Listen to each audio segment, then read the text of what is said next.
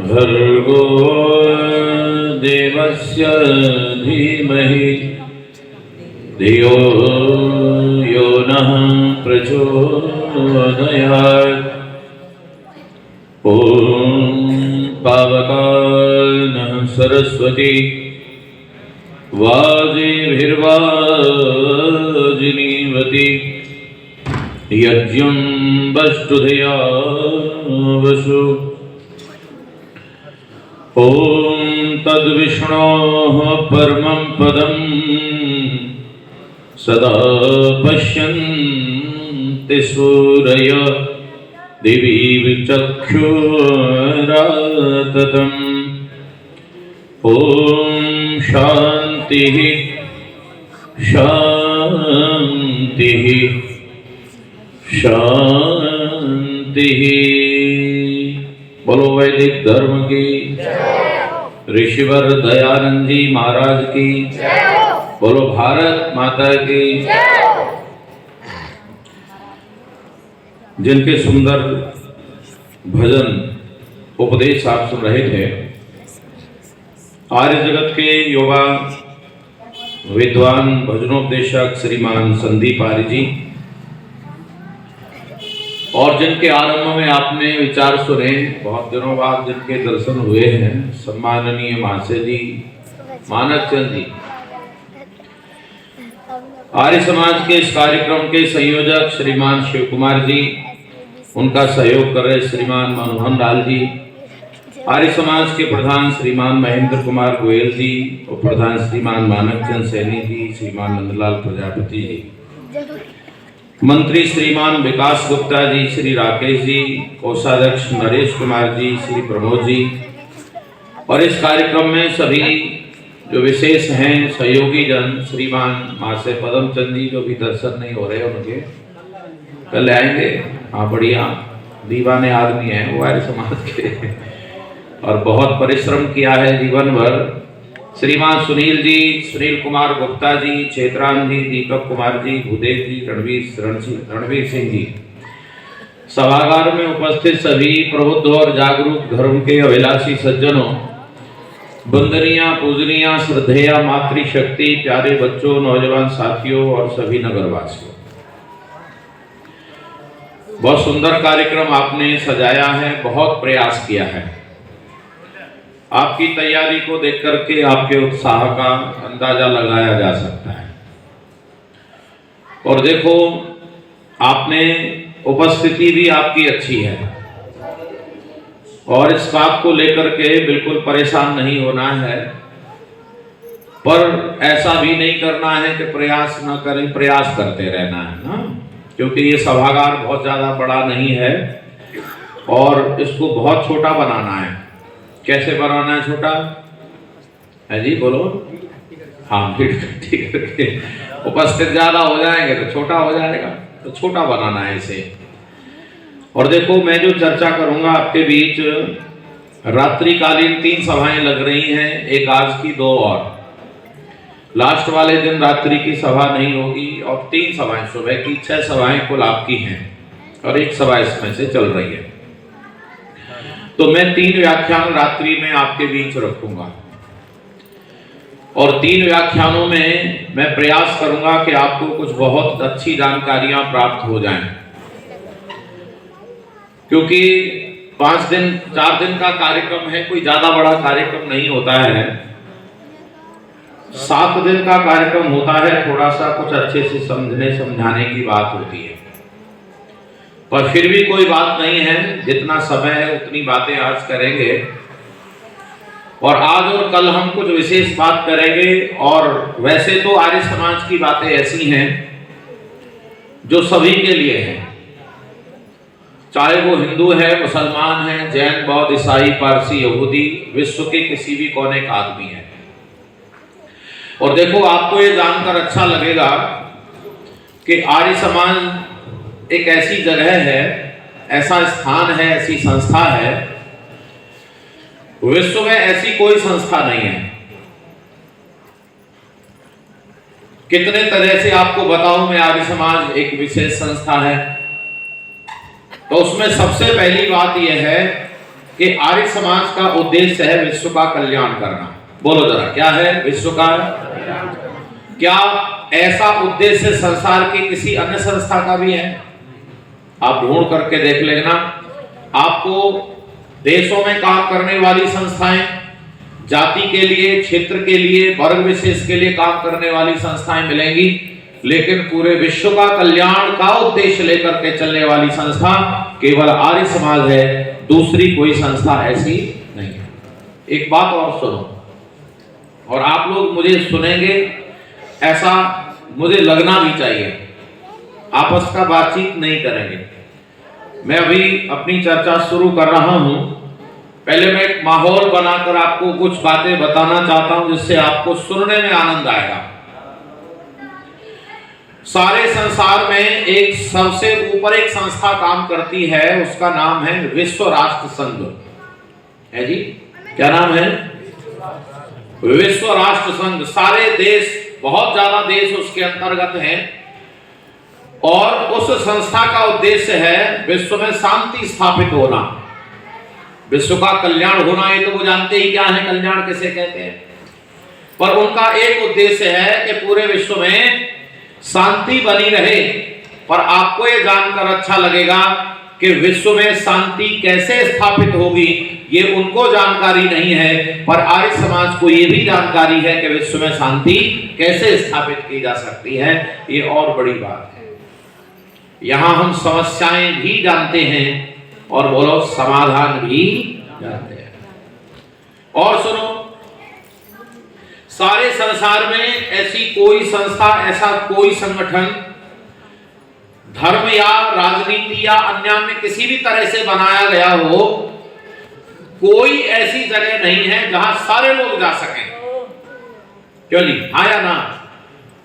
कुछ लोग संप्रदाय के आधार पर नहीं जा सकते कि ये लोग नहीं आएंगे, और कुछ लोग जाति के आधार पर नहीं जा सकते, ये लोग नहीं आ सकते, और कई जगह ऐसी हैं जहां मेरी बहनें नहीं जा सकती। पर आपको ये जानकर अच्छा लगेगा, आर्य समाज ऐसी संस्था है जहां जाति या लिंग या किसी प्रकार का स्थान आदि का कोई भी प्रतिबंधन नहीं है। यहाँ किसी भी देश का, किसी भी जाति का व्यक्ति आकर अपनी कल्याण का रास्ता पकड़ सकता है और पूरे विश्वास के साथ विश्व को बता सकता है कि केवल और केवल आर्य समाज ऐसी जगह है जहां पर आकर के हमारे जीवन का कल्याण संभव है। ये अद्भुत संस्था है आर्य समाज। आर्य समाज महर्षि दयानंद जी महाराज ने बनाई। इसके उद्देश्य के विषय में मैं आपको बातें करूंगा, संभव हुआ तो 2 दिन बाद हम बात करेंगे। इस समय में जो आपके बीच बात करने लगा हूं वो आप अपने व्यक्तिगत जीवन के, परिवार, समाज, राष्ट्र के तरफ एक अच्छे से दृष्टि देख करके आप चलेंगे तो निश्चित आनंद आएगा। चलिए मैं मेरी चर्चा शुरू करता हूं और आप अपने मस्तिष्क को थोड़ा खोल करके रखिए। मैं बीच बीच में आपसे पूछूंगा और आपको बताना है, जिससे मुझे पता चलेगा कि आपने मेरी बात कितनी समझी है।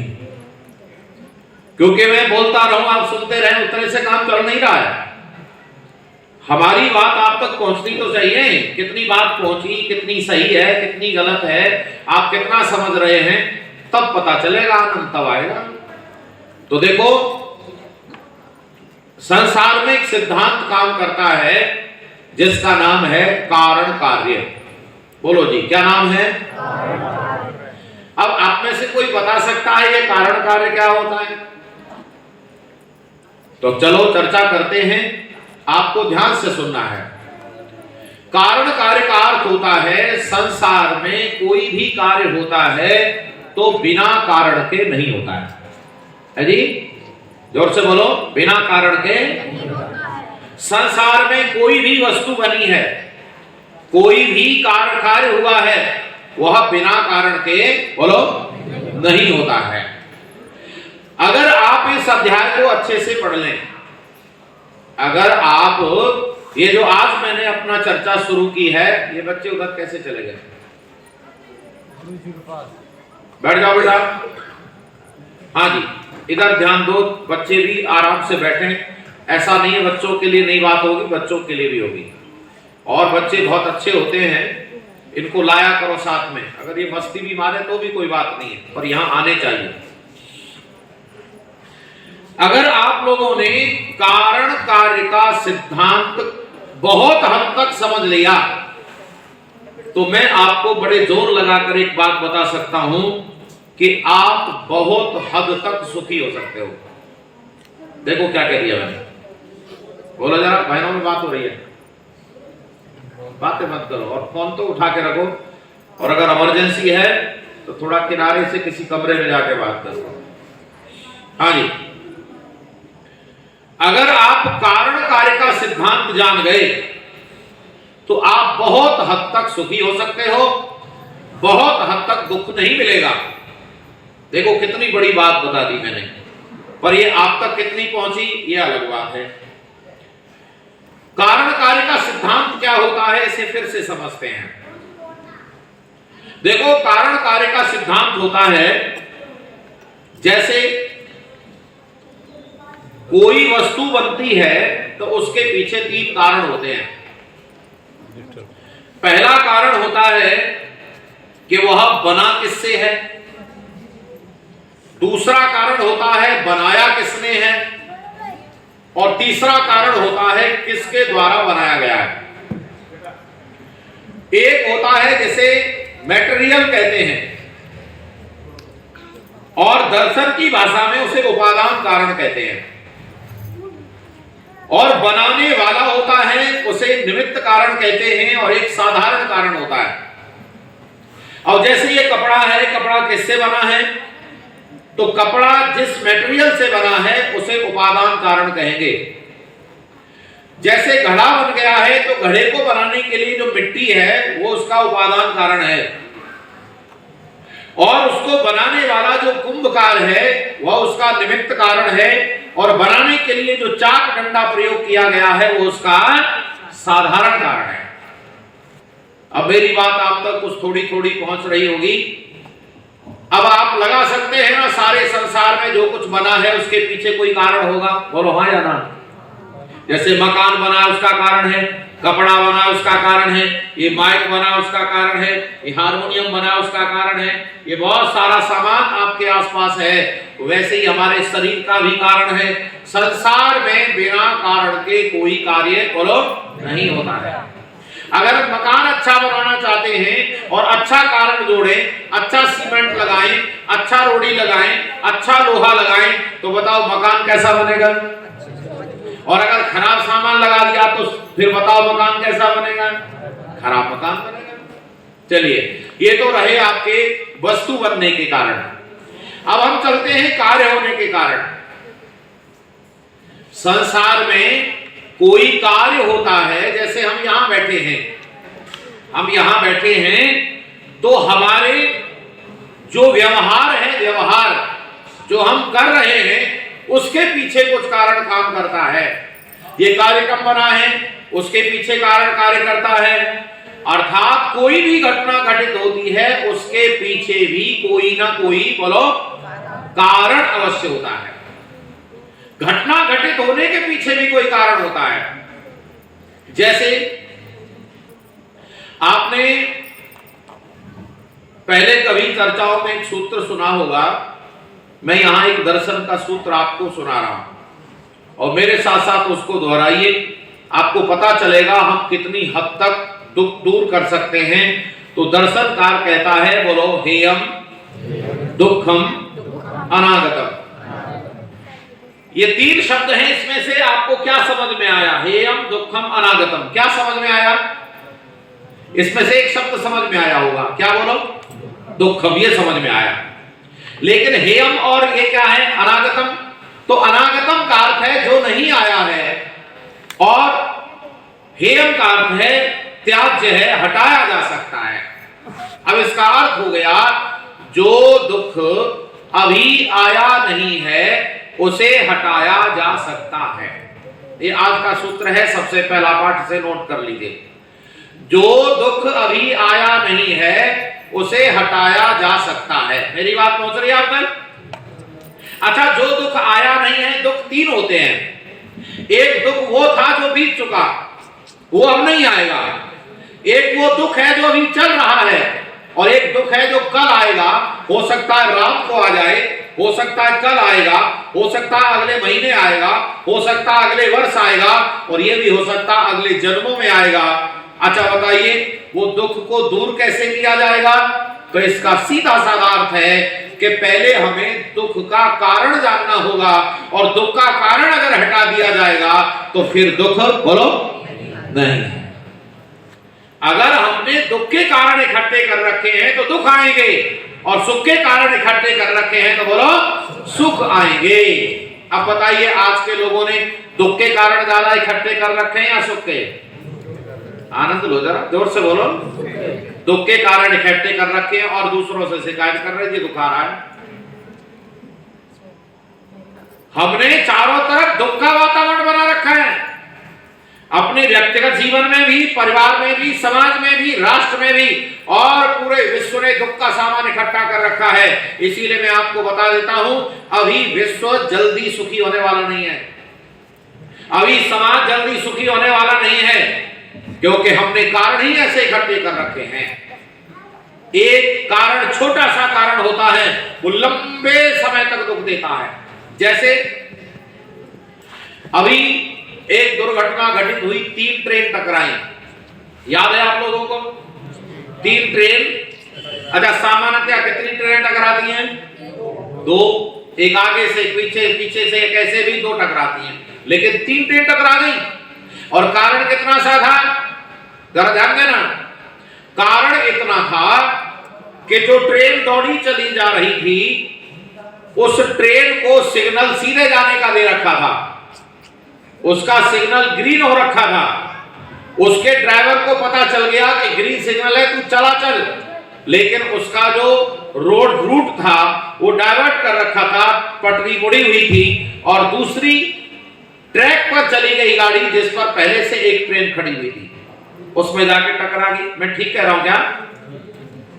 और जैसे ही टकराई, बोगियां बिखर गई और दूसरे ट्रैक पर जाके गिर गई, उस पर एक ट्रेन और आ रही थी, उन बोगियों में टकरा गई। 3 ट्रेनें टकराई।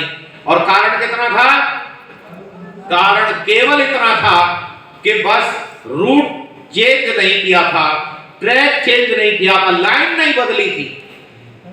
जब आप अंदाजा लगा सकते, छोटी सी गलती से एक लाइन नहीं बदली, उससे हजारों लोगों को हानि हो सकती है।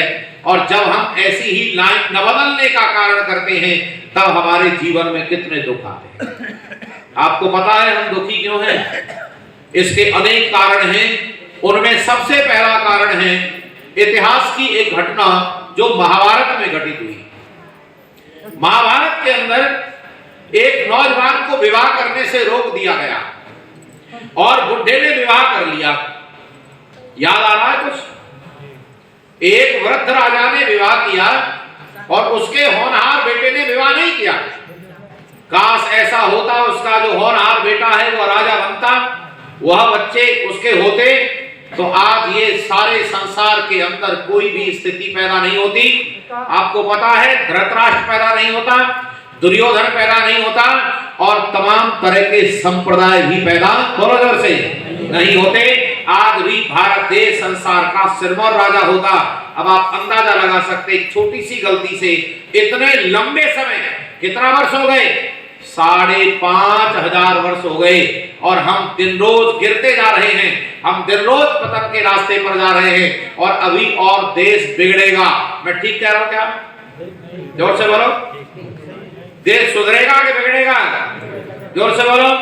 नहीं, कोई कह रहा हो सुधरेगा तो बात कर लेना, मैं 2 दिन तक हूं आपके बीच, तो मैं भी तो पता करूं कि सुधरने के साधन क्या है तुम्हारे पास। जातिवाद, संप्रदायवाद, भाषावाद, क्षेत्रवाद, आतंकवाद है क्या आपके पास जो सुधरने का साधन हो? या चारों तरफ बिगाड़ी बिगाड़ है। जब हमने बिगाड़ के साधन इकट्ठे कर रखे हैं तो बोलो हम सुखी होंगे कि दुखी होंगे? अभी दुखी होंगे। इसीलिए सुख का साधन इकट्ठा करना चाहते हो तो आओ इस मंच के सामने बैठो। पहले पता चलना चाहिए कि सुख किससे मिलेगा और दुख किससे मिलेगा। इसीलिए इस संसार के अंदर चारों तरफ, आप हमारी आंखों से देखो, आप हमारी आंखों से देखोगे तो चारों तरफ आग लगी हुई नजर आएगी आपको। चारों तरफ हाहाकार लग रहा है, हाहाकार, वो आपको सुनाई नहीं दे रहा क्योंकि आप देख नहीं पा रहे हैं उसको। क्यों नहीं देख पा रहे? आओ मैं बताता हूं आपको क्यों नहीं देख पा रहे। एक मेंढक को गर्म पानी में डाल दिया और जैसे ही गर्म पानी में डाला वो छलांग लगा के बाहर आ गया। फिर उसे ठंडे पानी में डाला, वो बैठ गया। फिर उस ठंडे पानी को धीरे धीरे नीचे से गर्म किया, बहुत धीरे गर्म किया, बहुत धीरे से, और अब पानी उतना गर्म हो गया है जितना पहले गर्म था, लेकिन मेंढक ने छलांग नहीं लगाई। क्यों नहीं लगाई? क्योंकि वह धीरे धीरे धीरे धीरे उसे सहन करता रहा, सहन करता रहा। अब वो गर्म पानी को सहन कर चुका है। ऐसे ही हम सारी बीमारी, सारी आफत, सारी परेशानियों को सहन कर चुके हैं। अब हम आदी हो गए हैं। अब हमें चारों तरफ होते हुए अत्याचार, होती हुई हत्याएं, होते हुए बलात्कार, होते हुए तमाम तरह के झंझट हमें साफ साफ दिखाई। बोलो, आज से 50 साल में पहले भी ऐसा ही वातावरण था क्या? जोर से बोलो एक बार। आज से 100 साल पहले भी ऐसा ही वातावरण था क्या? अब धीरे धीरे धीरे धीरे हमारे आसपास वातावरण बिगड़ता रहा, वैसे ही गर्म पानी की तरह वातावरण बिगड़ता रहा, और अब इतना बिगड़ चुका है, अब इतने बिगड़े हुए वातावरण में भी जी रहे हैं। क्यों जी, मैं ठीक कह रहा हूं क्या? अरे बोलो, इतना बिगड़ा वातावरण, चारों तरफ मनुष्य मनुष्य को नहीं देख पा रहा है। पशुओं की तो औकात क्या है? मनुष्य मनुष्य को काटने के लिए तैयार हो गया है। इतना बिगड़ा हुआ वातावरण क्यों बन गया? क्योंकि हमने, हमारी सरकारों ने, हमारे देश ने या हमारे पूर्वजों ने वो बहुत बड़ी गलतियां की हैं, जिन गलतियों के कारण आज चारों तरफ वातावरण बिगड़ चुका है। प्यारे बंधु, अब हम इसको थोड़ा व्यावहारिक लेने की कोशिश करेंगे। कैसे ठीक होगा? हम अगर दुख दूर करना चाहते हैं तो पहले दुखों के कारण पता होने चाहिए। तो देखो, सबसे बड़ा दुख का कारण है अविद्या। जोर से बोलो जरा, क्या है? अविद्या क्या होता है? चलो मैं आपको 4 शब्द सुनाता हूं और आप मुझे बताना कि इन चारों शब्दों में से हम किस किस का अर्थ ठीक से जानते हैं। पहला है ज्ञान, दूसरा है अज्ञान, तीसरा है विद्या, चौथा है अविद्या। इन चारों शब्दों का अर्थ जानते हैं आप? हाँ या ना? आवाज नहीं आ रही आपकी? पूछूंगा मैं आपसे, ऐसे नहीं हाँ और ना तुक्का लग जाए, चलो पूछे नहीं पूछे, पूछूंगा। हाँ, ज्ञान, अज्ञान, विद्या और अविद्या। सुनो, ज्ञान का अर्थ है जानना और अज्ञान का अर्थ है न जानना। विद्या का अर्थ है सही जानना और अविद्या का अर्थ है गलत जानना। अच्छा, आप बताओ, इन चारों में से हानि सबसे ज्यादा किससे है? अविद्या से, गलत जानने से है। ये जितना भी अत्याचार हो रहा है, बोलो, सही जानकारी से, गलत जानकारी से? गलत जानकारी से हो रहा है। जो लोग अत्याचार कर रहे हैं उन लोगों को सही जानकारी, अरे बोलो, ये है सबसे बड़ा दुर्भाग्य देश का और विश्व का। गलत जानकारी करा दी गई है, इसीलिए वो गलत जानकारी को सही माने बैठे। और ये ऐसा नहीं, हमने नहीं है। अविद्या हर व्यक्ति के अंदर होती है, किसी के अंदर कम होती है, अरे बोलो, किसी के अंदर ज्यादा होती है। आर्य समाज यही तो कर रहा है, विद्या की वृद्धि और अविद्या का नाश। आर्य समाज का ये नियम है, सिद्धांत है कि विद्या की वृद्धि करो, विद्या का नाश करो, संसार सुखी हो जाएगा। विद्या कहते हैं सही को सही जानना, गलत को गलत जानना, नित्य को नित्य, अनित्य को अनित्य, जड़ को जड़, चेतन को चेतन। ऐसा हम जानेंगे तो विद्या है, और जड़ को चेतन, चेतन को जड़, नित्य को अनित्य, अनित्य को नित्य जान लेंगे तो बोलो क्या है? अविद्या। अविद्या सबसे बड़ा दुख का कारण है। इसीलिए सबसे ज्यादा जरूरी है, अगर आप सुखी होना चाहते हैं तो आप विद्या अर्जित कीजिए, आपके सुख का साधन है। और मैंने आपको कहा था काफी हद तक सुखी हो सकते हैं और काफी हद तक नहीं। अब मैं यहां कह सकता हूं विद्या अगर आपके पास है तो पूरी तरह सुखी हो सकते हैं। बोलो बोलो बोलो जरा, मैंने क्या कह दिया? जोर से बोलो, पूरी तरह। अच्छा मेरी बात आप तक पहुंची? बोलो हाँ या ना। पूरी तरह सुखी हो सकते हैं कि नहीं? क्योंकि विद्या मुक्ति देने वाली है। अगर हम मुक्ति का साधन अगर जुटा पाए तो हम पूरी तरह सुखी हो सकते हैं। और सुख से भी बड़ी बात है हम आनंदित हो सकते हैं। और अगर हमारे पास अविद्या है तो हम बहुत बड़े दुखी हो सकते हैं। और अगर विद्या जितनी मात्रा में कम होती जाएगी उतनी मात्रा में हम दुख कम होता जाएगा। चलिए अब मैं थोड़ा थोड़ा बातें आगे करूंगा और मुझे धैर्य से सुनो। देखो जब आपके पास समय है सुनने के लिए तो मुझे सुनो। मैं कुछ बातें ऐसी बताने की कोशिश कर रहा हूं जिससे आपको लगे कि हाँ भाई कुछ अच्छे स्तर का हमने सत्संग सुना है। प्यारे बंधुओं, अब मैं आपसे व्यावहारिक बातें पूछता हूं। बताओ, आमदनी, अठन्नी और खर्चा रुपया, बोलो सुखी होंगे कि दुखी? जोर से बोलो, दुखी होंगे। अच्छा बताओ, आमदनी, अठन्नी तो खर्चा कितना करना चाहिए? मेरी बहनें बताएंगी। मेरी बहनें बहुत खर्च करवाती हैं। कई बार आमदनी, अठन्नी और खर्चा करा दे, कई रुपया करा दे। तो कभी त्योहार गया है, बहना अपना बचाव कर रही है कि जोड़ती भी बहने ही है। आप बचाव मत करो। मैं जानता हूं बहनें बहुत मेहनत करती हैं, पर मैं ज्यादातर बहनों को ये जानता हूं कि ज्यादातर बहनें ऐसी हैं जिनको घर चलाना नहीं आता। अब बोलो मेरा चाहो तो विरोध करो। घर चलाने वाली बहनें बहुत कम हैं क्योंकि उन्हें जानकारी नहीं है। और मैं बात तो विद्या की ही कर रहा हूं यार। ऐसी बहनें हैं जो घर चलाना बिल्कुल नहीं जानती हैं। उन्हें अपनी साड़ी से ही मतलब होता है कि करवा चौथ पर साड़ी आनी चाहिए, चाहे तेरी आमदनी है चाहे नहीं है। तब बताओ क्या घर चलाएंगी? जबकि उन्हें ये चाहिए कि कोई दिक्कत नहीं है, हम पुरानी साड़ी से ही काम चला लेंगे, हमारा घर चलना चाहिए। तो सुनो जरा मेरी बहनों और भाइयों, परमात्मा ने वेद मंत्र दिए हैं और वेद मंत्र संसार के सभी समस्याओं का समाधान देते हैं। वेद उन्नति का रास्ता है, शांति का रास्ता है, सुख का रास्ता है, विकास का रास्ता है। वेद में स्वस्थ विचार हैं। कल मैं आपको बताऊंगा तुलनात्मक चर्चा करते हुए। आज तो मैं आपको माहौल बता रहा हूं कि कैसे कैसे आप विचारों को पकड़ेंगे तब जाकर जीवन का कल्याण होगा। इसीलिए धैर्य से सुनो। मैं क्या निवेदन कर रहा था? परमात्मा ने वेद के माध्यम से बताया, जिसे वाणिज्य कल्प नाम दिया है, वाणिज्य सूक्त है, उसमें कहा गया है यदि आप कमाते हैं, और कमाते हैं नहीं कमाना चाहिए, क्योंकि धन हमारे सुख का बहुत बड़ा साधन है, लेकिन गलत तरीके से धन बोलो नहीं कमाना चाहिए। धन कमाने के अनेक तरीके हैं। धन कमाने का सबसे पहला तरीका है खेती, और दूसरा तरीका है व्यापार, तीसरा तरीका है नौकरी, और चौथा तरीका है मजदूरी। और जितने तरीके वो सब इसी में आ जाएंगे। सबसे पहला खेती है। खेती सारे व्यापार उपलब्ध कराती है।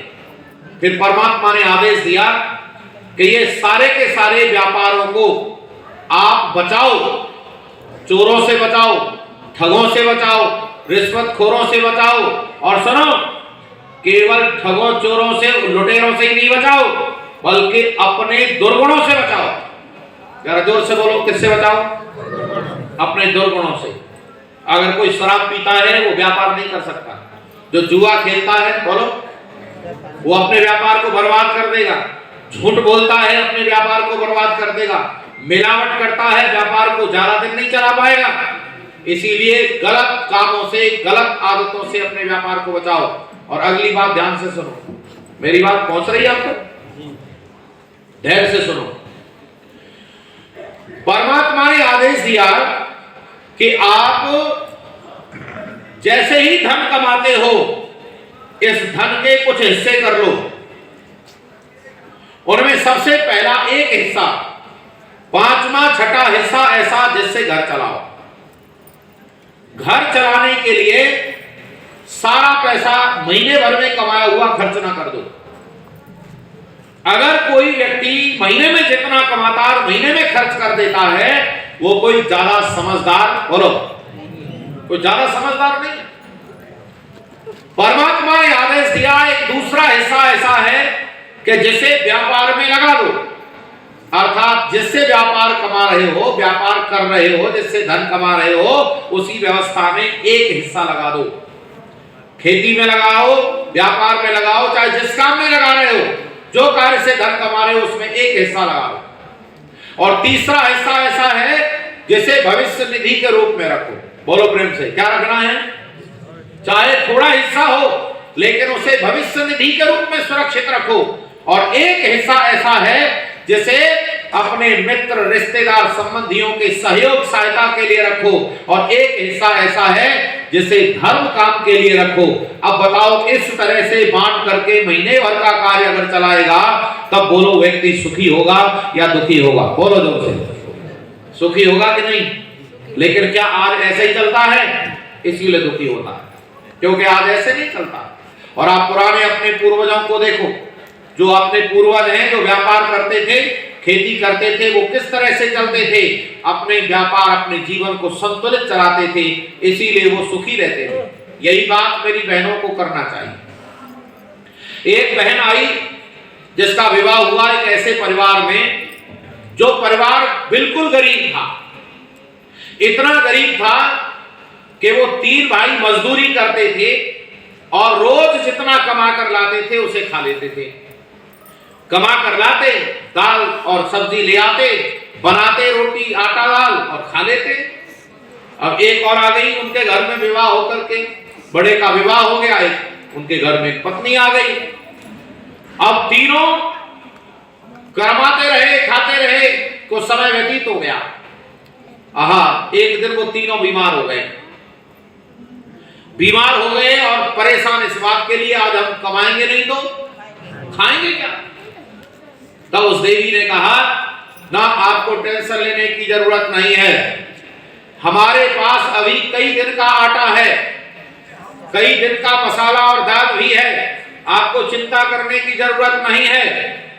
तब उन्होंने आश्चर्यचकित होकर पूछा, हमारे पास आटा कहां से आया? तो उसने बर्तन एक उठाकर लाकर दिखाया, देखो इतना आटा हमारे पास है, और ऐसे भी 2 बर्तन और भरे पड़े हैं। तब फिर पूछा, आया कहां से? तब उसने कहा, ये जो आप कमाते हो उसी में से 1-2 मुट्ठी रोज बचा कर रखती रहती हूँ, इसीलिए ये बचा हुआ है। अब बताओ, तुम्हें कोई टेंशन है? अब बोलो, वो देवी घर चला सकती है कि नहीं? ऐसी देवी घर चला सकती है।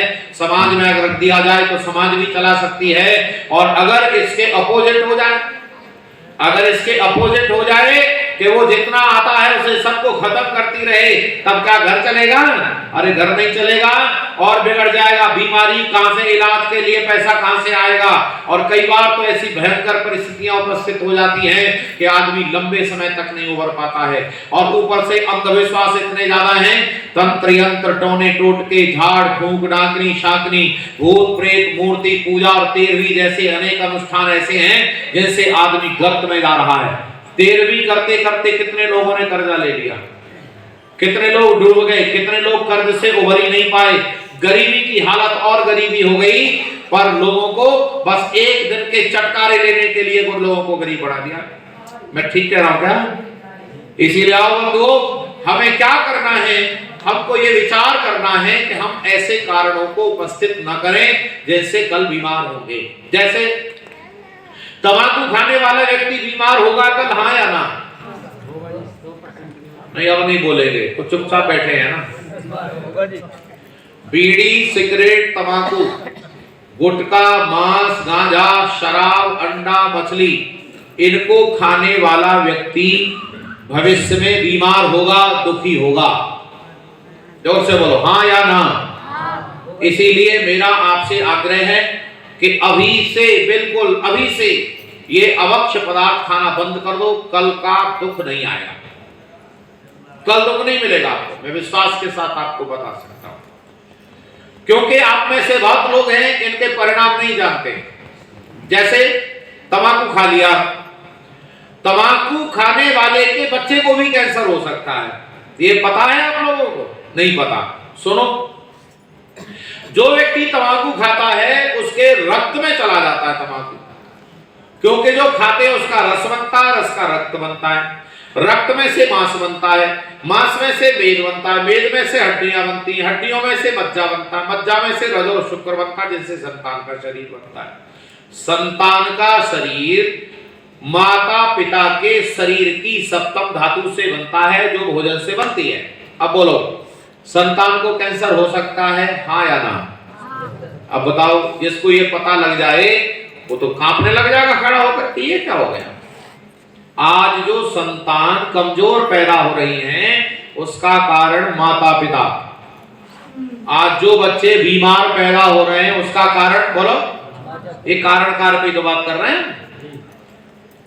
अगर आप शरीर से स्वस्थ हैं तो संतान शरीर से स्वस्थ होगी, अगर आप दिमाग से स्वस्थ हैं तो संतान दिमाग से स्वस्थ होगी, अगर आपके घर का वातावरण अच्छा है तो संतान अच्छे मस्तिष्क वाली पैदा होगी, और अगर आपने घर में खराब माहौल बना रखा है तो संतान अच्छी पैदा होने वाली नहीं। ऐसे ही कितने कारण हैं। पुरुषार्थ सुख का कारण है, विद्या सुख का कारण है। सारे लोग मेहनत करो, सुख न मिले तो मुझे पकड़ना।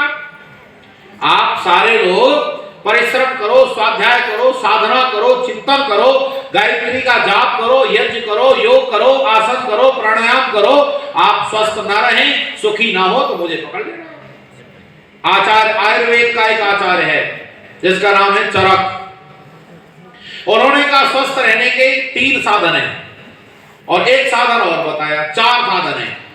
पहला है भोजन, दूसरा है नींद, तीसरा है ब्रह्मचर्य, और चौथा है व्यायाम। इन चारों को अपना लो, आप स्वस्थ रहोगे और लंबी आयु जियोगे। अगर आप इनको गड़बड़ करोगे तो बीमार रहेंगे और ज्यादा दिन चलेंगे नहीं। इसीलिए हमारे पूर्वज ज्यादा जीते थे या हम ज्यादा जी रहे हैं? बोलो, हमारे पूर्वज ज्यादा जीते थे, हम कम जी रहे, हमारी संतान कम जिएगी, पता नहीं कहां जाकर रुकेंगे। इसीलिए योग यज्ञ करो, यज्ञ करने से सारा वातावरण शुद्ध हो जाता है, स्वस्थ रहते हैं, धन धान्य की वृद्धि होती है। देखो, प्रातःकाल यज्ञ होता है, कल हम प्रातःकाल समय से यज्ञ पर उपस्थित होंगे और आप भी सब समय से उपस्थित होइए। और जो कल यजमान बनना चाहते हैं कल यजमान बने। और मैं ये चाहता हूं कि आपका जो लास्ट वाला दिन है ऐतिहासिक बन जाए। और ये कार्यक्रम ऐतिहासिक कब बनेगा? जब आप ज्यादा से ज्यादा यजमान बनेंगे। आप में से ऐसे कितने हैं जो जोड़े से हैं, अर्थात विवाहित गृहस्थी कौन कौन है? इधर हाथ खड़ा करना। आप सब लास्ट वाले दिन यजमान बनेंगे और अपने मित्रों संबंधियों को यजमान बनाएंगे, ठीक है? और इनको नाम लिखवाएंगे, सब नाम लिखवाएंगे कि जी हम आएंगे, और पूरी तैयारी के साथ आना है आप लोगों को। मैं प्रातःकाल यज्ञ पर चर्चा करूंगा, इस समय नहीं करूंगा। आयुर्यज्ञेन कल्पताम, चक्षुर्यज्ञेन कल्पताम, श्रोत्रम यज्ञेन कल्पताम। ऐसे अनेक मंत्र हैं वेद में, जो वेद मंत्र आपको बताते हैं हमारे जीवन का जो कुछ भी सुख लाभ है वो यज्ञ से प्राप्त हो जाता है। तो यज्ञ करेंगे तो सुखी होंगे। देखो, अभी तो चर्चा में शुरू कर रहा हूं और आप लोगों में से 1-2 करके जाने लगे। ये क्या तरीका है? इतना समय लेकर बैठो कि मैं आपसे बातें कर सकूं। अच्छा, अभी हम क्या बात कर रहे थे आपसे? अभी हम बात कर रहे थे कि हम किसी न किसी कारणवश अपने जीवन को आगे बढ़ा रहे हैं, लेकिन अब हम थोड़ा सा और आगे बढ़ेंगे। आप बता सकते हैं कि रोड पर चलने पर जो दुर्घटनाएं होती हैं उनका कोई कारण होता है या अकारण होती हैं? कारण होता है। या तो गाड़ी का कोई पुर्जा खराब होगा, या फिर आदमी के दिमाग का कोई पुर्जा खराब होगा। अच्छा, रोड पर टकराने का ही कारण होता है या घर में भी टकराने का कारण होता है? जोर से बोलो। घर में जो लड़ाई होती है उसका भी कारण होता है, और केवल लड़ाई का ही कारण नहीं होता बंधुओं, प्रेम का भी कारण होता है, और जीवन का, जन्म का, मृत्यु का, सुख का, दुख का, शरीर का, सब का कारण होता है। और इन सब का कारण होता है कर्म। बोलो प्रेम से, क्या कारण है? जोर से बोलो। कर्म कारण है। अर्थात हम जैसा कर्म करेंगे वैसा हमको फल प्राप्त होगा। हमारी सकल सूरत, माता पिता, लंबाई चौड़ाई, आकार प्रकार, ये सब कर्मों पर आधारित है। एक सूत्र फिर सुनो, योग दर्शन में कहा गया है सत्य मूले तद विपाको जाति आयुर्भोगा। सत्य मूले तद विपाको जाति आयुर्भोगा। हमें 3 चीजें प्राप्त होती है कर्म से, जाति, आयु और भोग। जाति का अर्थ होता है शरीर और आयु का अर्थ होता है जीवन जीने का समय और भोग का मतलब होता है रोटी, कपड़ा, मकान, दुकान, जमीन, जायदाद, यश, कीर्ति, मान, सम्मान। ये सब कर्मों पर आधारित है। आप लोगों ने सुना होगा मैं ऐसा क्यों हूं। ये फिल्म वाले लोग बड़ा गाते हैं, वो कहते हैं मैं ऐसा क्यों हूं। हम बताएंगे ऐसा तो है।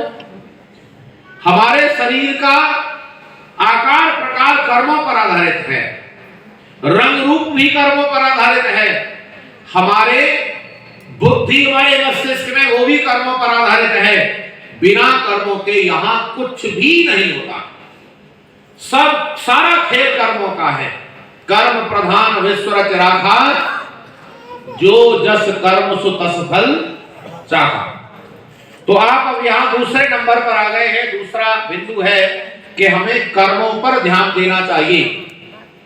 अब 2 बातें यहां कर्म की सुनाएंगे, फिर हम आगे बढ़ेंगे और आज हम आपको एक मुकाम तक ले चलेंगे। आपको बताकर छोड़ेंगे कि ये संसार में उथल पुथल हो क्यों रही है। अगर आप धैर्य से सुनेंगे तब बातें पता चलेंगी, क्योंकि कुछ बातों के लिए माहौल ऐसा ही बनाना पड़ता है जिससे कि वो बातें गंभीरता से समझ में आ सकें। चलिए, कर्मों के विषय में आप एक तो ये समझिए कि कर्म करने वाला जो है वो जीव है और वो मन से कर्म करता है, वाणी से कर्म करता है और शरीर से कर्म करता है। और कर्म 3 तरह के होते हैं। एक का नाम क्रियमाण है, दूसरे का नाम प्रारब्ध है, तीसरे का नाम संचित है। जरा बोलेंगे कौन से बताए मैंने? पहला क्या है? क्रियमाण, दूसरा प्रारब्ध और तीसरा संचित। देखो प्रवचन इसीलिए थोड़ा ज्यादा ध्यान से सुनना पड़ता है क्योंकि याद करना पड़ता है। यहां बोर्ड नहीं है उस पर लिख दिया जाए। जरा फिर से सुनो, कोशिश करता हूं मैं ऐसे तरीके प्रयोग किए जाएं जिससे आप तक मेरी बात पहुंच जाए। पहला क्रियमाण। क्रियमाण का अर्थ होता है जो कर्म किया जाता है, और प्रारब्ध का अर्थ होता है जिस कर्म का फल हमें प्राप्त होना शुरू हो गया है, और संचित का अर्थ होता है जिस कर्म का फल हमें प्राप्त नहीं मिला है वो इकट्ठा हो रहा है। क्यों जी, समझ में आया? क्रियमाण वो है जो हम कर रहे हैं, उसके आगे 2 रास्ते हो जाते हैं। एक का नाम प्रारब्ध है और एक का नाम संचित है। प्रारब्ध का अर्थ है जिसका फल हमें मिल रहा है और संचित का अर्थ है जो बाद में मिलेगा। इसका मतलब कर्म कर रहे हैं उसके 2 रास्ते हैं। एक का फल मिल रहा है उसे प्रारब्ध कहते हैं, उसे भाग्य कहते हैं, और जिसका फल कल मिलेगा उसे संचित कहते हैं। अच्छा बताइए, भाग्य बड़ा कि कर्म बड़ा? क्योंकि कर्म से भाग्य का निर्माण होता है। बैठ जाओ।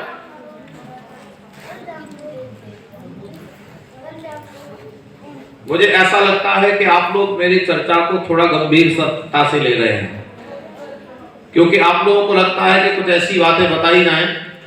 मैं कोशिश करूंगा थोड़ी देर में आपको कुछ ऐसी बातें भी बताऊं जिससे आपको और सरल लगे। मैं तो आपके स्तर को सोच रहा था कि आप लोग मुझे गंभीरता से समझेंगे, पर कोई बात नहीं है।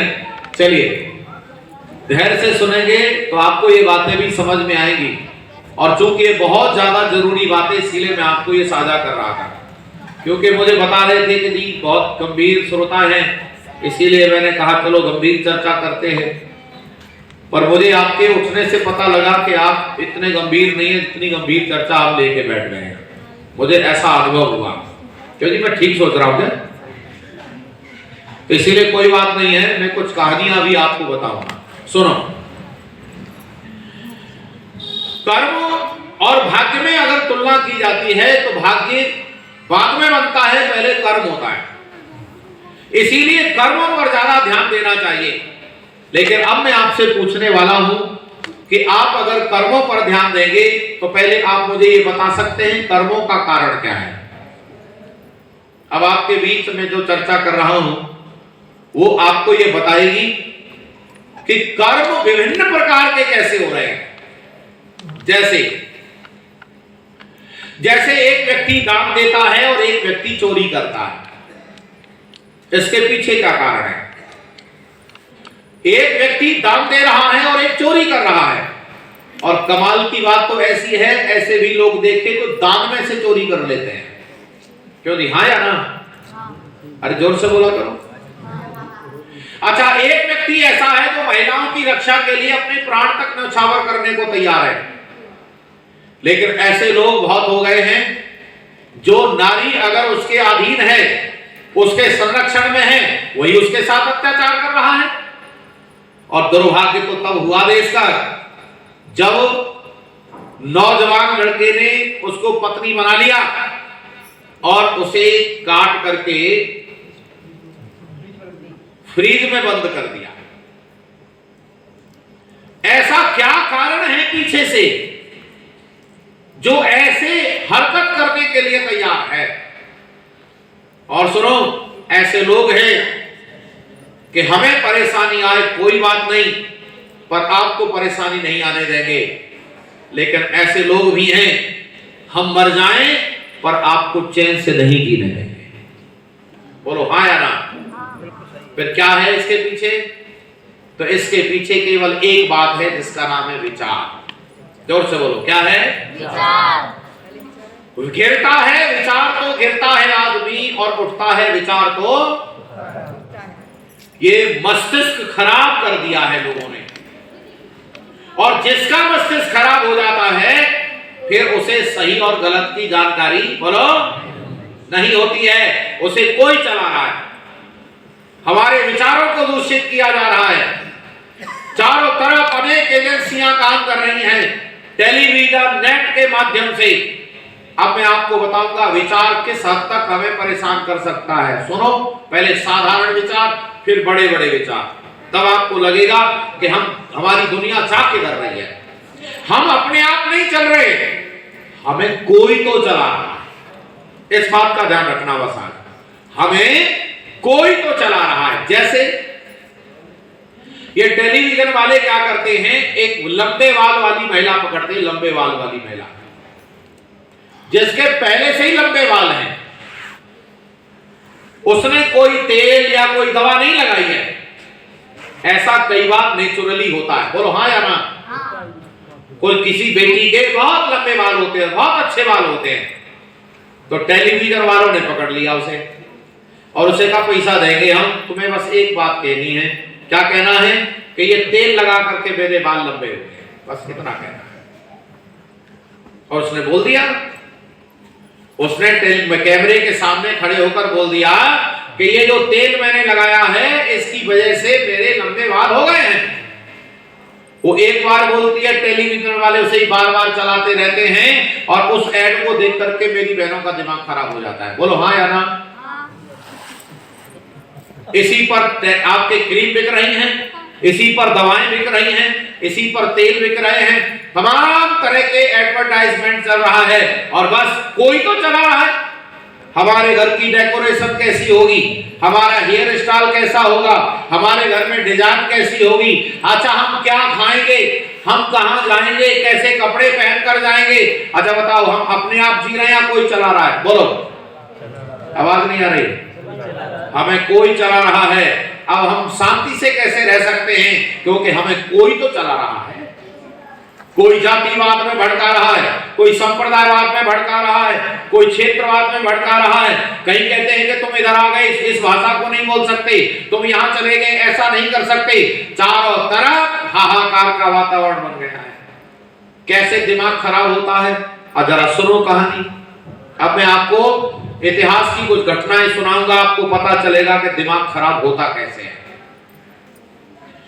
रामायण में एक महिला है जिसका नाम है मंथरा।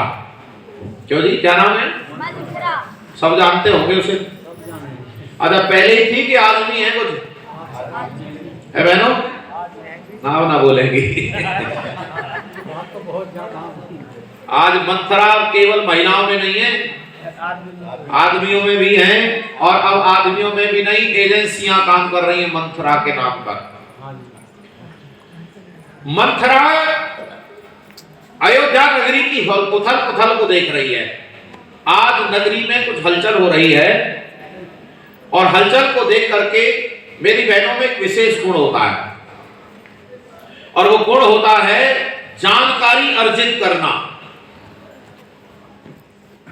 जानकारी करने के लिए वो खड़ा हो जाएगी, चाहे घर का काम पड़ा हो। क्यों बहनों, मैं ठीक कह रहा हूं क्या? बोलती नहीं है मैंने, बोला करो। ऐसे ही मंथरा के दिमाग में आया कि ये हो क्या रहा है भाई, मुझे मालूम नहीं है। तो अट्टालिका पर चढ़ गई।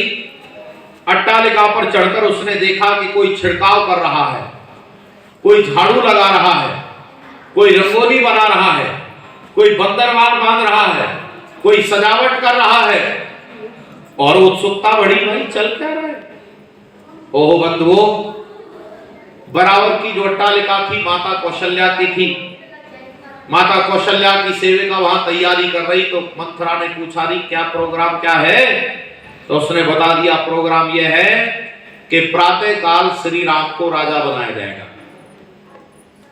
तुरंत जैसे ही खबर मिली, मंथरा नीचे उतर आई, और नीचे उतर कर आकर कैकेयी से कहती है, अब तुम सोती रहो, तुम्हारा भाग्य भी सोने वाला है।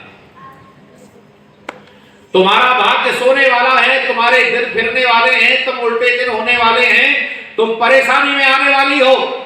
जैसी मैं हूं वैसे ही तुम हो जाओगी, दासी बनोगी, तुम्हारा लड़का दास बनेगा। तब सुनो जरा, महारानी कैकेयी कहती है, तेरा दिमाग तो ठीक है? अरे कह क्या रही है, कहना क्या चाहती है, क्या खबर है तेरे पास? तो सुनो क्या कहती है मंथरा, मेरे पास खबर है, चौंक जाओगी। अरे सुबह श्री राम को राजा बनाया जाएगा। अच्छा आप भाई बहन जरा मुझे बताना, महारानी कैकेयी ने ये खबर जब सुनी कि श्री राम को राजा बनाया जाएगा, तो बताओ उनको अच्छा लगा कि बुरा लगा? जोर से बोलो। अच्छा लगा। अच्छा कितना अच्छा लगा?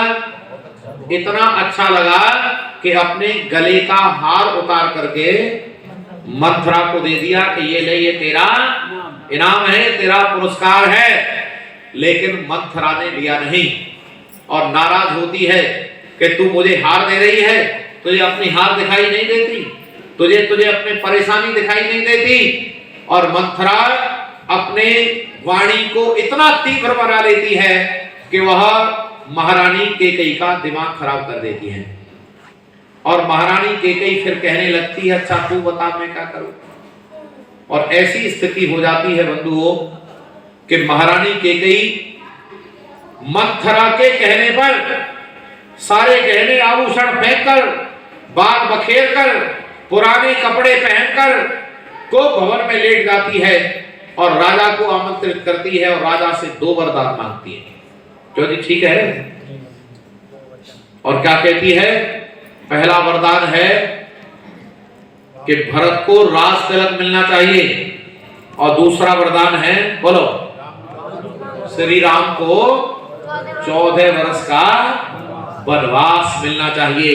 अब आप इससे अंदाजा लगा सकते हैं कि दिमाग कितना तेजी से खराब हो सकता है। आप चाहो किसी का खराब कर सकते हो, किसी का भी। मैं बताऊंगा तरीका आपको कैसे खराब होता है। मंथरा ने कैकेयी का दिमाग खराब कर दिया। अच्छा कैकेयी को राम अच्छे लगते थे, लेकिन अब राम अच्छे, बोलो, राम अच्छे नहीं लग रहे। बोलो जय श्री राम। जैसे आप लोगों ने जोर से जय श्री राम का उच्चारण किया है, वैसे अब सारे लोग जय श्री राम का उच्चारण, बोलो, नहीं करते हैं और नाराज हो जाते हैं। आप जय श्री राम कर दो तो नाराज हो जाते हैं। अब आप इससे अंदाजा लगा सकते हो मेरे देश का कितना दिमाग खराब है। बोलो हाँ या ना? क्या बिगड़ा है? खोपड़ी बिगड़ी है, विचार बिगड़े हैं, और विचारों के बिगड़ने के कारण अब भारत का संतुलन बिगड़ गया। चारों तरफ ऐसी स्थिति उपस्थित हो गई है कि कि अब लोगों को राम अच्छे नहीं लगते, लोगों को कृष्ण अच्छे नहीं लगते, लोगों को गीता गंगा अच्छी नहीं लगती, लोगों को गाय अच्छी नहीं लगती, लोगों को सनातन अच्छा नहीं लगता, लोगों को राष्ट्र अच्छा नहीं लगता है। ऐसी स्थिति बताओ जरा कैसे ठीक करोगे? इसके लिए आर्य समाज आपको आगाह करता है, आओ और इस संगठन को मजबूत करो और एक दिशा में काम करो, तब जाकर के देश सुधर सकता है, नहीं तो बचने के आसार बिल्कुल नहीं। प्यारे बंधुओं, मैं आपको अभी बता रहा था दिमाग खराब कैसे होता है। आप चाहो किसी का भी कर सकते हो, मैं तरीका बता देता हूं, लेकिन करना नहीं किसी का दिमाग खराब। मैं तरीका बता देता हूं पर करना नहीं किसी का दिमाग खराब। सुनो, चलो पहले मैं आपको एक बात बताता हूं तरीके को बताने से पहले। बहुत सुंदर सा भवन बना है आपका। अच्छा, ये भवन पहले धरातल पर बना है या कागज में बना है? जोर से बोलो। कागज में। अच्छा, पहले कागज में बनता है या दिमाग में बनता है?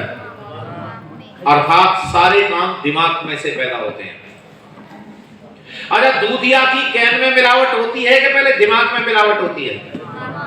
दिमाग में मिलावट होती है पहले। ऐसा कर सकते हैं, वैसा कर सकते हैं, ऐसा कर सकते हैं, वैसा कर सकते हैं, सब जगह मिलावट करते हैं। सबसे पहले दिमाग खराब होता है। अच्छा, कैसे हो सकता है दिमाग खराब? अब सुनो, सबसे पहले आपको विश्वास दिलाना है कि हम आपके हितैषी हैं, हम आपके, बस दिमाग खराब हो जाएगा। 3 लोगों ने सलाह कर ली कि इस आदमी का दिमाग खराब करना है, और दिमाग नहीं खराब करना, इसे बीमार करना है। ठीक, तीनों ने सलाह कर ली। उसे पता नहीं था कि तेरे ऊपर कुछ प्रयोग किया जा रहा है, तेरे ऊपर एक्सपेरिमेंट चल रहा है, उसे पता नहीं। और ये बात आप लोगों को भी, अरे बोलो, नहीं पता है कि आपके ऊपर तरह तरह के एक्सपेरिमेंट चल रहे हैं। प्यारे बंधुओं, वो व्यक्ति प्रातः काल अपना तैयार होकर के जैसे ही निकला, तो वो तीनों जिसने सलाह की थी, वो व्यक्ति पहले वाला दरवाजे के पास आ गया, और दरवाजे के पास आकर के क्या कहता है? नमस्ते जी। तो कहता नमस्ते। तो पता क्या कहता? वो तीनों में से वो एक ही था, एक तो अगले चौराहे पर था, एक अगले चौराहे पर था, साथ साथ थोड़े ही थे वो कहता है क्या बात है भाई साहब, रात को नींद नहीं आई? तो वो कहता नहीं नहीं, मैं आराम से सोया। तो नहीं, वो आपके चेहरे से ऐसा लग रहा है। बस बात खत्म। वो व्यक्ति जैसे ही आगे बढ़ा अगले चौराहे पर दूसरा मिल गया। दूसरे ने कहा नमस्ते भाई साहब। भाई नमस्ते, क्या बात है, तबीयत तो ठीक है? तो कह रहा क्या बात करते हो, तबीयत तो मेरी ठीक नहीं, वो आपके चेहरे से लग रहा है। अगर 2 आदमियों ने अगर ये ऐसा कह दिया हो तो अच्छा बताओ, सोचेगा कि नहीं? और एक तीसरा तो व्यक्ति अगले चौराहे पर मिला और उसने सीधे सीधे डायरेक्ट कहा भाई साहब पी लिया कब से हो गया आपको? अच्छा बताओ, हो जाएगा कि नहीं हो जाएगा? ऐसे ही मेरे देश को पी लिया करके रख दिया लोगों ने। टेलीविजन में फालतू बातें बता बताकर बच्चे कितने होने चाहिए? 3 अच्छे। फिर बच्चे कितने हो कि 2 ही अच्छे, हम 2 हमारे 2। बच्चे कितने हो कि 1 अच्छा, और अब तो जो कहते 1 भी नहीं बढ़िया, नींद बढ़िया आएगी, मर नहीं जाओ कैसे बढ़िया। किसने समझाया? ये गलत प्रचार कर दिया और बार बार प्रचार करके इस कौम को बेकार कर दिया, कमजोर बना दिया है, कायर बना दिया इस कौम को। आपके पीछे इतने लोग लगे हुए, इतने लोग लगे हुए हैं। अरे आपका अगर कोई हितैषी है तो केवल आर्य समाज हितैषी है, दूसरा कोई बचाने वाला नहीं है आपको। जो आपको बिल्कुल साफ सुथरी भाषा में बता रहा है कि आप बच्चे को उतने पैदा करो जितनी परवरिश कर सकते हो। जोर से बोलो, कितने करो? यह है स्वस्थ विचार। ये किसने समझा दिया कि बच्चे कब अच्छे होते हैं? ये किसने समझा दिया परिवार में 2 लोग रहने चाहिए? अच्छा, आप में से ये कितने ऐसे लोग हैं जिनकी अवस्था 50 साल से ऊपर है और वो केवल अकेले हैं? है कोई ऐसा? अच्छा हाथ खड़ा करो जिनके 4 भाई बहन हैं 50 साल से ऊपर वाले। ये देखो सबके 4 भाई बहन हैं। अच्छा नई उम्र का बता दो कोई, ये बच्चे जितने भी बैठे जिनके 4 भाई बहन हो। इसका मतलब हमारे पूर्वज बेकार थे, इसके हमें के ज्यादा समझदार हैं। नहीं, गलत प्रचार हो गया है, इस वजह से दिमाग खराब कर दिया गया। और मैं आपसे पूछना चाहता हूं, आप में से जो ऐसे हो जो केवल पति पत्नी रहते हो, अगर उनके भैया भाभी हैं उनसे अलग रहते हो और सुखी रहते हो तो मुझे बता देना, कोई खड़े होकर कह दे, कोई खड़े होकर कह दे कि जी हम सुखी रहते हैं, केवल अकेले रहते हैं। ये तो पागलपन है, पता नहीं कौन समझा गया। अरे संयुक्त रहने पर सुखी रहा जा सकता है, अकेले रहने पर कभी कोई सुखी बोलो नहीं हो सकता। पर चूंकि गलत प्रचार हो जाता है तो आदमी का दिमाग खराब हो जाता है, उसे ऐसा लगने लगता है कि हमें दबाया जा रहा है। जैसे ये मेरी बहनें बैठी हैं, ये बता सकती हैं, देवरानी जेठानी जब साझे में रहती हैं तो बोलो जल्दी जगती हैं कि देर से जगती हैं? जब साझे रहती हैं तो देर से जगती हैं, और जब अलग अलग रहती हैं तो जल्दी खड़ा होना पड़ेगा। कौन करेगा काम? काम तो मुझे ही करना पड़ेगा। लेकिन अगर दोनों रहती और आधा आधा मिलके बांट लेती तो समझ में नहीं आया, पर पता नहीं क्यों कि दिमाग खराब कर दिया गया है टेलीविजन और अनेक चैनलों के माध्यम से, इसीलिए ऐसी स्थिति पैदा हो गई है। चलो अब मैं आपको एक उदाहरण देकर के विराम की ओर ले चलूंगा। हाँ जी महाराज, बैठ जाओ थोड़ी देर और। जी बैठो। मैं कोशिश करूंगा कि आपके अनुकूल बातें कर सकूं। वैसे मेरी चर्चाएं आप में से कुछ दो चार लोग सुन चुके हैं, आप YouTube पर मुझे सुन सकते हैं। मैं चर्चाएं प्रयास करता हूं कि आपके मतलब की हो और आप जो वर्तमान स्थिति है उसकी चर्चा कर सकें। सुनो, मैं अब आपको सुधार की बात बताऊंगा। सुधार कैसे हो सकता है? तो सुधार का तरीका है कि आप सबसे पहले अध्ययन करो और संपर्क में आने वाले को सही जानकारी दो। केवल यह मात्र तरीका है, दूसरा कोई तरीका नहीं है। आप पहले विश्वास होना चाहिए आप पर कि यह व्यक्ति सही जानकारी देगा। आर्य समाज के लोगों की छवि कभी ऐसी थी कि न्यायाधीश के सामने अगर कोई गवाही देने जज के सामने चला जाए आर्य समाजी, तो वो कहता था ये आर्य समाजी है, इसकी बात बिल्कुल सही होगी, इसी पर निर्णय सुना देता था। ये छवि थी कभी आर्य समाज की। ये छवि फिर से बनानी पड़ेगी आपको, ताकि आप इस पूरे हिंदू जगत को आप संभाल सकें, क्योंकि और कोई नहीं संभाल पाएगा। मदन मोहन मालवीय ने कहा था कि हे आर्य समाजियों, तुम दौड़ते रहो, अगर दौड़ते रहोगे तो हिंदू समाज चलता रहेगा।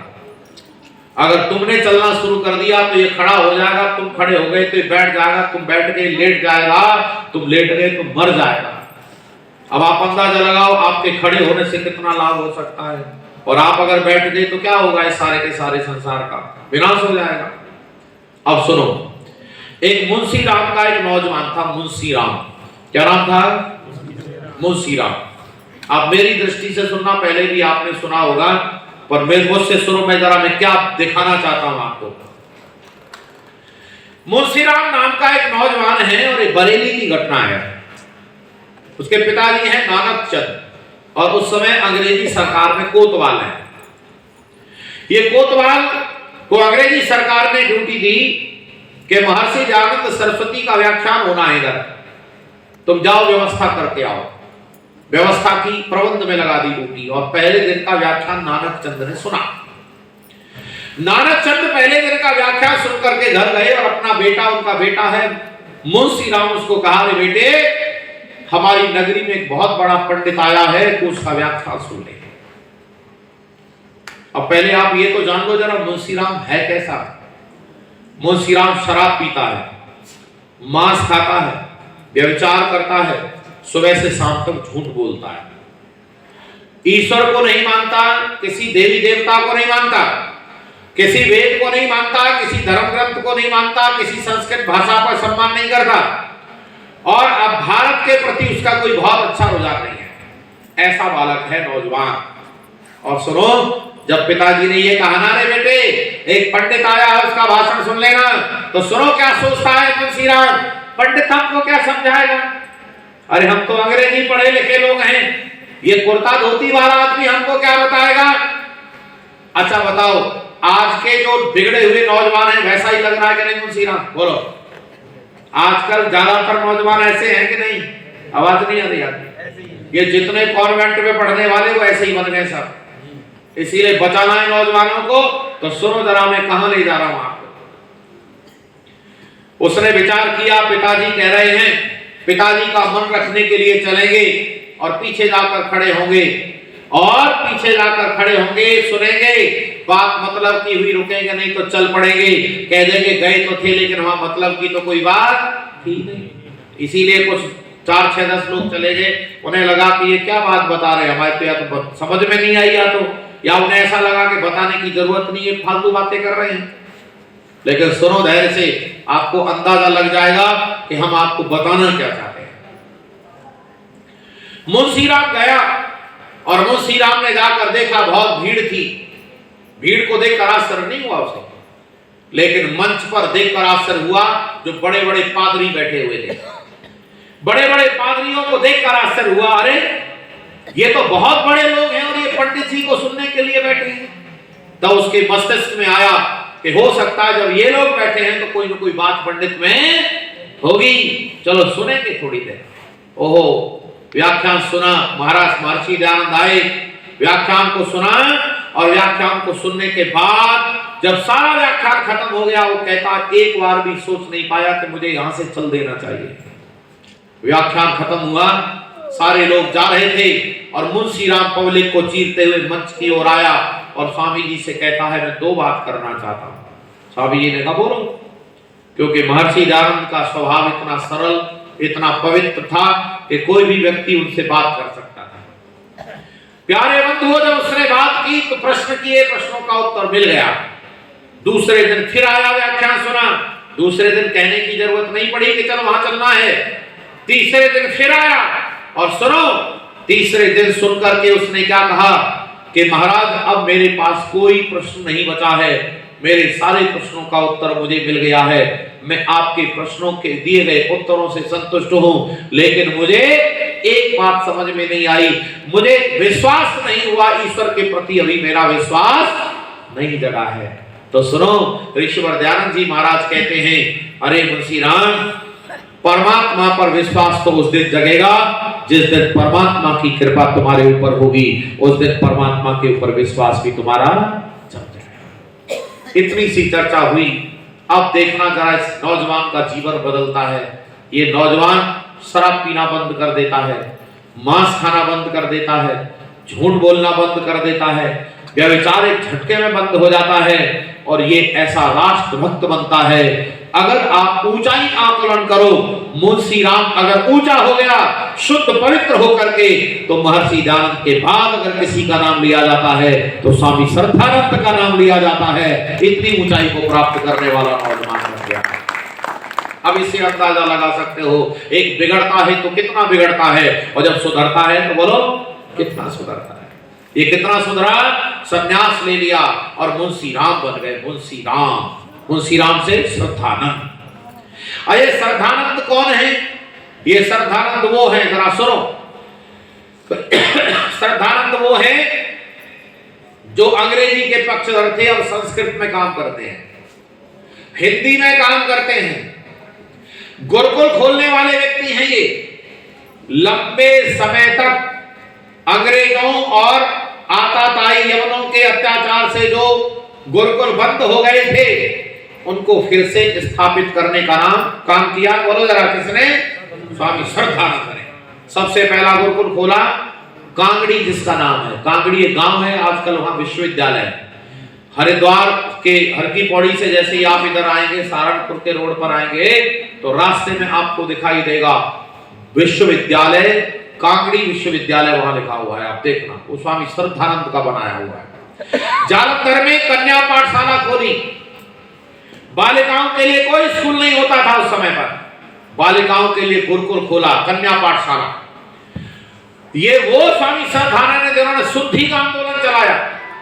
ये वो स्वामी श्रद्धानंद जिन्होंने दलितों को गले लगाने का काम किया।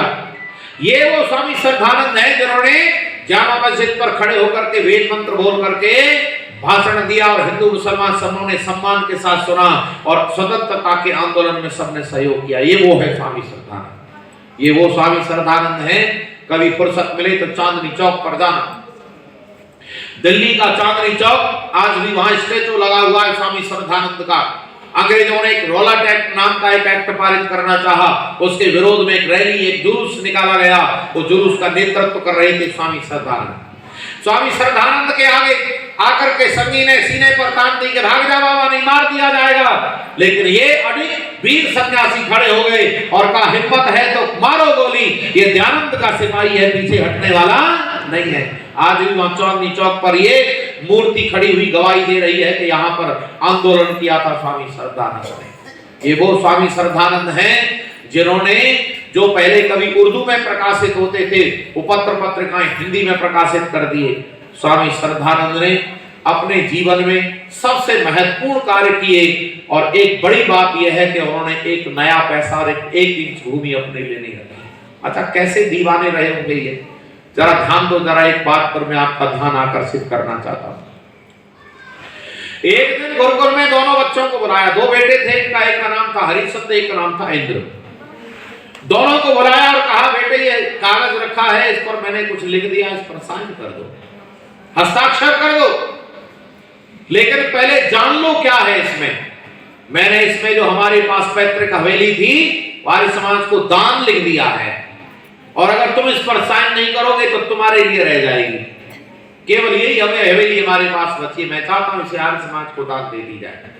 अच्छा, कैसे तो वो पिता हैं जो अपने बच्चों के बारे में कोई कुछ नहीं सोच रहे हैं कि भाई इनको भी तो कुछ चाहिए रहने को, और कैसे वो बेटे हैं जिन्होंने पिता का बिना विरोध किए उस पर साइन कर दिए। अच्छा बताओ, इससे ज्यादा दीवानापन कहां मिलेगा। एक बिगड़ा हुआ नौजवान जब इस हद तक समर्पण करता है तब देखते ही बनता है कि विश्व के कल्याण के रास्ते पर ऐसे ही लोग जाकर विश्व का कल्याण करते हैं। प्यारे बंधुओं, यह है दीवानापन। मैं तो आपको बस इतना बताना चाह रहा हूं कि ये जब दिमाग खराब होता है तो व्यक्ति कितना गिर जाता है। वो व्यक्ति हत्याएं करने लगता है, वो व्यक्ति लोगों को परेशान करने लगता है, समाज को बांटने लगता है, राष्ट्रद्रोह करता है। लेकिन जब व्यक्ति सुधरता है तब समाज का बांधने वाला बनता है, समाज सुधारक बनता है, राष्ट्र को रक्षा करने के लिए किसी भी हद तक चला जाता है, क्रांतिकारियों को तैयार करता है और प्राणी मात्र का भला करता है। कहीं कोई अत्याचार ना हो, कहीं कोई ऊंच नीच ना हो, कहीं किसी के साथ भेदभाव ना हो, ऐसी स्थिति उपस्थित करता है। मैं आपको ये बताने का कोशिश कर रहा हूं कि अगर आप चाहे तो अपने बालकों को आर्य समाज के संपर्क में ला करके उन्हें अच्छी दिशा दे सकते हैं, क्योंकि दिमाग जब ठीक हो जाता है तब व्यक्ति को कहीं परेशानी नहीं आती, और दिमाग जब खराब हो जाता है तब व्यक्ति को बहुत परेशानियां आती हैं, बहुत परेशानियां आती हैं। इसीलिए बंधुओं, बातचीत का जितना समय निर्धारित किया था उतना समय पूरा हो गया है। आपने बड़े धैर्य से सुना, मैं आप सभी का हृदय से धन्यवाद करता हूं। कल इससे आगे की चर्चा आपको हम बताएंगे। स्वस्थ विचार और बीमार विचार। अगर बीमार विचार होते हैं तब व्यक्ति कितने पतन के रास्ते पर जाता है, और स्वस्थ विचार होते हैं तब कितने उत्थान के रास्ते पर जाता है और कैसे जाता है, इसकी चर्चा हम आगामी दिन में करेंगे। आपने बड़े धैर्य से सुना, मैं आप सभी का हृदय से धन्यवाद करता हूं। वाणी को विराम। इति ओम शांति। हेलो, बैठिए बहन जी, थोड़ा सा और बैठिए। अभी आचार्य जी ने बहुत ही गंभीर विषय पर चर्चा की। सुख और दुख आपके हाथ में है। आप चाहें तो सुखी रह सकते हैं, आप चाहें तो दुखी रह सकते हैं, ये आपको सोचना है। वैसे तो सभी सुख पाना चाहते हैं, लेकिन आता दुख है। और बहुत सुंदर चर्चा कल हमारे बीच में आचार्य जी ने वादा किया, बहुत गंभीर चर्चा होगी। आप आना, अपने बच्चों को लाना, अपने परिवार को लाना, कहीं इस चर्चा से आप रह ना जाए। मैं थोड़ी सूचना आपको देता हूं। कल प्रातःकाल का हवन सैनी मोहल्ले में शिव मंदिर पर है, ठीक 7 बजे। आप सभी से निवेदन है कि समय पर पहुंचकर हवन का लाभ उठाएं और आचार्य जी के पास जो ज्ञान है उसका भरपूर लाभ उठाएं। कल शाम को इसी प्रकार हमारी सभा शुरू होगी, और मैं उम्मीद करता हूं कि कल आप ज्यादा से ज्यादा संख्या में आएंगे। आपका बहुत बहुत धन्यवाद। अब शांति पाठ। आइए हम सब लोग बिल्कुल सीधे बैठ जाएंगे। परमेश्वर का धन्यवाद करेंगे और अपना मन बनाएंगे। और आपके पास अगर कोई प्रश्न हो, शंका हो तो हमारे पास तक जरूर पहुंचाएंगे। ओम द्यौः शान्तिरन्तरिक्षं शान्तिः पृथिवी शान्तिरापः शान्तिरौषधयः शान्तिः वनस्पतयः शान्तिर्विश्वे देवाः शान्तिर्ब्रह्म शान्तिः सर्वं शान्तिः शान्तिरेव शान्तिः सामा शान्तिरेधि। ओम शान्तिः शान्तिः शान्तिः। जो बोले सो अभय।